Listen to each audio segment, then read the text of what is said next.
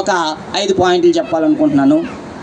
మొదటిది, వివాహము life long జీవించే వివాహం. ఎందుకు అంటే వివాహం కాంట్రాక్ట్ కాదు. ఎందుకు అంటే కొద్ది రోజులు నేను నీకు భర్తగా ఉంటాను, కొద్ది రోజులు నేను నీకు భార్యగా ఉంటాను. ఏంటండి, ఇది కాంట్రాక్ట్ పెళ్ళిళ్ళు కాదు. వివాహం అనేది దేవుడు జతపరిచిన వాడు.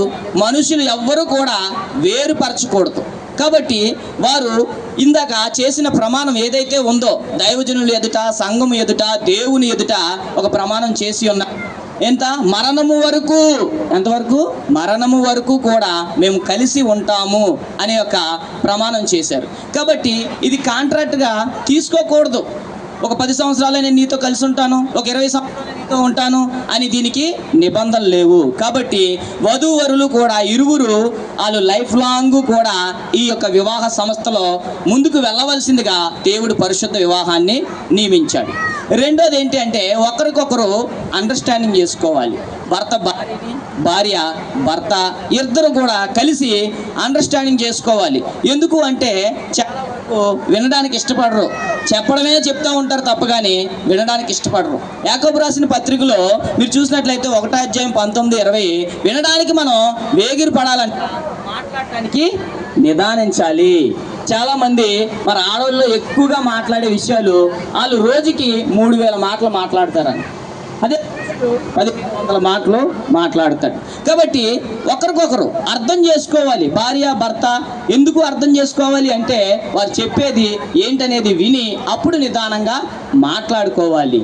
అది క్రైస్తవ సంబంధంలో, క్రైస్తవ వివాహంలో నిదానించడానికి ఎప్పుడు కూడా ఒక పరిశుద్ధ వధూవరులు ఈ పని ప్రాముఖ్యంగా ఎంచుకోవాలి. మూడోది మీరు చూడండి, వివాహాన్ని ఎందుకు మనం పవిత్రంగా ఎంచుకోవాలి అంటే ఒకరినొకరు క్షమించుకునే హృదయం మనకు కావాలి. భర్త అయినా భార్య అయినా సరే చాలా వరకు ఏదో ఒక పొరపాట్లు చేస్తూ ఉంటారు, ఏదో చిన్న చిన్న తప్పుదములు చేస్తూ ఉంటారు. రేపు ఇద్దరు కూడా రేపు పెళ్ళైన తర్వాత మరి వంటలు చేసే విషయాలు అవ్వచ్చు, లేదంటే బయటికి వెళ్ళి లేటుగా వచ్చే విషయాలు అవ్వచ్చు. దాని నిమిత్తము బాబు మీరు వాక్యం వినాలి, ఫోన్లో ఆపమాట, ఓకేనా? ఒకరికొకరు తగ్గింపు స్వభావంతో ఉండాలి. ఒకవేళ ఏదైనా తప్పో పొరపాటో చేస్తే క్షమించుకునేవారుగా ఉండాలి.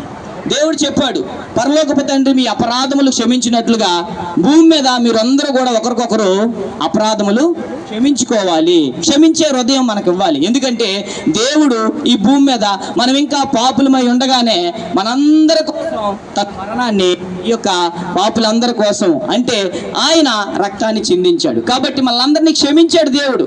ఈరోజు అదే క్షమాపణ హృదయం మనందరికీ కలిగి ఉండాలి. మరి ముఖ్యంగా ఈ పెళ్లి చేసుకుంటున్న వధూవరులు, భార్య భర్తలు చిన్న చిన్న పొరపాట్లు అయినప్పుడు దాన్ని సరి చేసుకోవాలి. అప్పుడు మీరు ఎప్పుడైతే ఈ వివాహం విషయంలో ఈ పద్ధతిని మీరు అనుసరించారో మీ యొక్క వివాహం అనే లైఫ్ లాంగ్ కూడా ఈ యొక్క విషయాన్ని, పరిశుద్ధ వివాహాన్ని ఘనంగా ముందుకు తీసుకెళ్ళట్టు అవుతుంది. 4వ పాయింట్, ఒకరికొకరు సేవ చేసుకోవాలి. మరి తండ్రి అయినా మరి దేవునికి ప్రభువైన యేసుక్రీస్తు వారి ఏ విధంగా సేవ చేశారో అలాగే అనేకులు శిష్యులు మరి తన దైవజనులకు ఏ విధంగా సేవలు చేస్తున్నారో అలా భార్య భర్తలు కూడా ఒకరికొకరు సేవ చేసుకోవాలి. అంతేగాని భార్యవి నువ్వు నాకు సేవ చేయాలి, నేను భర్తని అని మనం బెట్టి చేయకూడదు. అవసరమైతే భార్యకి కాళ్ళు నొప్పి వచ్చినా సరే మనం ఏం చేయాలంట, భార్య కాళ్ళను పట్టుకొని, అదే ప్రేమ. నువ్వు చూపించే ప్రేమ ఏంటి? వరుడికి మరి నువ్వు చూపించే వరుడు దేవుడు చెప్పాడు, నీవు ప్రేమించాలి నీ భర్తని, నీ యొక్క స్త్రీ, ఈ యొక్క పెళ్లి భార్యని నువ్వు ప్రేమించాలి. ఎలా ప్రేమించాలి? నీ సొంత శరీరాన్ని ప్రేమించినట్లుగా. ఎఫెసీయులకు రాసిన పత్రికలో ఉంది కదా, నీ సొంత శరీరాన్ని ప్రేమించినట్లుగా. నీ శరీరానికి దెబ్బ తగిలితే నువ్వు ప్రేమించవా? మందు రాసుకుంటావు కదా. అలాగే వారిని కూడా నువ్వు ప్రేమించాలి నీ సొంత శరీరంగా. ఎందుకంటే ఒకరికొకరు సేవ చేసుకోవాలి.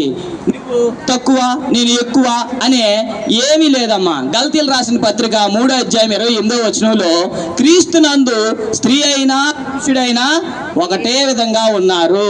కాబట్టి హెచ్చు తగ్గులు ఏమీ లేవు.